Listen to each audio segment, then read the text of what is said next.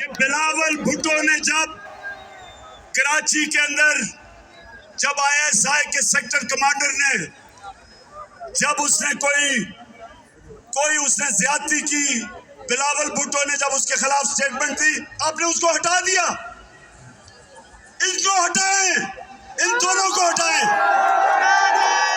ये लोग जनरल बाजवा आपको बदनाम कर रहे हैं।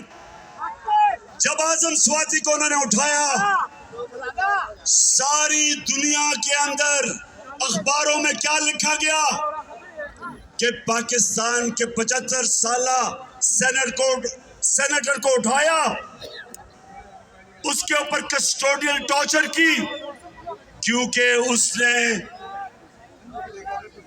फौज के खिलाफ ट्वीट की। सारी दुनिया के अंदर पाकिस्तान की बेइज्जती हुई, हमारी जमहूरियत का मजाक उड़ा, फौज को बुरा भला कहा गया, फौज को फायदा नहीं पहुंचा, नुकसान पहुंचा। और हमारी फौज है, हमारा मुल्क है, हम चाहते हैं कि हमारे इदारे मजबूत हो।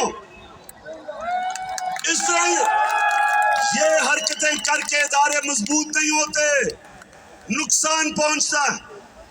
इस तरह के फैसल और फहीम जैसे ऑफिसर्स जब ये जुल्म करते हैं, आप अपने मुल्क को कमजोर करते हैं। दुनिया हमें बनाना रिपब्लिक कहती है, और जो DGISI आपने जो कल प्रेस कॉन्फ्रेंस की,